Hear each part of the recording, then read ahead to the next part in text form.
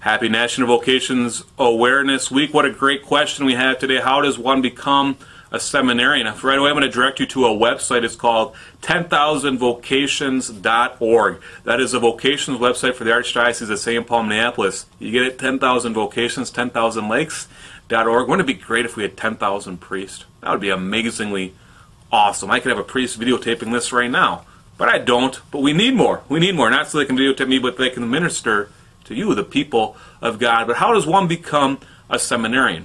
Well, the most important thing they do is that they get in contact with the Archdiocese of St. Paul, Minneapolis Vocation Director. You know, when I was there, the Vocation Director was Father Wilson, of course, here from Epiphany. He was the associate here before he became the Vocation Director. And now the Vocation Director is Father Troy Prisbilla, also from Epiphany, native-born son. How great is that? So please get in contact with Father Prisbilla. And what he's going to have you do is he'll come and meet with you. You'll come and meet with him down in the Archdiocese, actually at St. Paul Seminary. You'll schedule an appointment to meet with him. We'll get some background information about you, and he'll just get to know you and figure out what. Well, are you called to be a seminarian or not? Not if you're called to be a priest or not. Are you called to be a seminarian, someone who is willing to be formed, And if he agrees with that, then he'll have you fill out an application, and then they'll apply, and you'll get a response. People often wonder, well, Father, I know I'm called to be a priest, and so first I have to become a seminarian. And it's not a given that you're going to be accepted.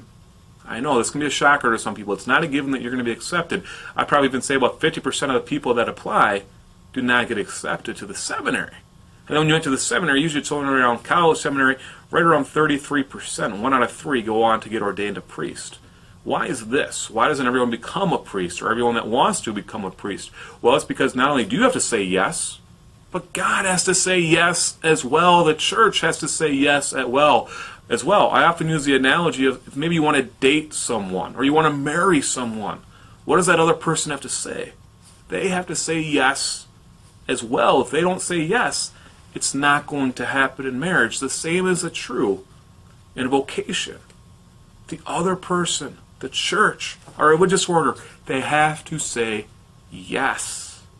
Yes, and I know it can be very hard for people. They have their heart set on it. They just know, and all of a sudden, the church says, no.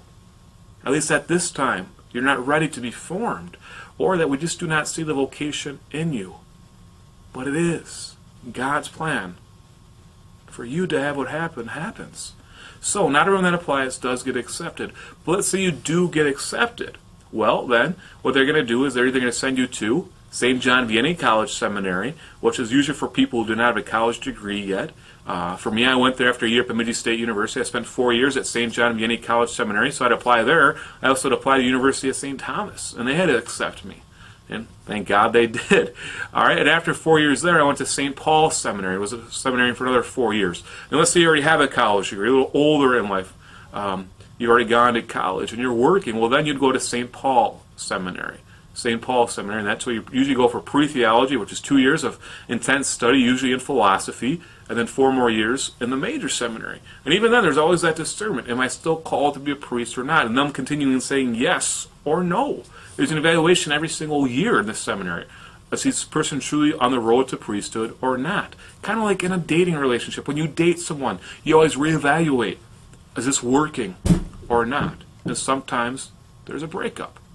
So there you go. So how long would you be in the seminary for before you become a priest? Usually it's in between 6 to 8 years. But here we have it, National Vocation Awareness Week. I encourage everyone to pray for more holy vocations to the priesthood, yes, but also to the religious life and even to the married life. We need more holy vocations everywhere. Priests, nuns, deacons, married people.